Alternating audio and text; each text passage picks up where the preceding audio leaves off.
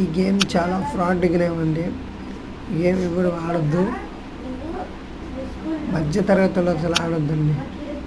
ఎందుకంటే ఈ గేమ్ గుండా చాలా జీవితాలు నాశనం అయిపోతాయి. నేనంటే తెలియక ఆడాను, ఏదో ఆశపడి వచ్చి ఆడాను. ఏం దీంట్లో బాగుంటానండి.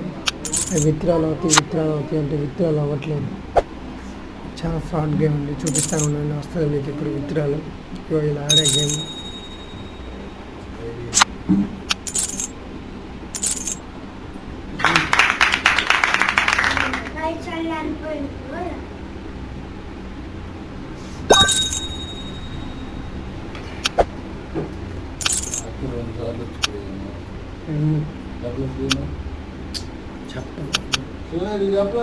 ఇదేనండి విత్తనాలు అన్నీ ఫెయిల్.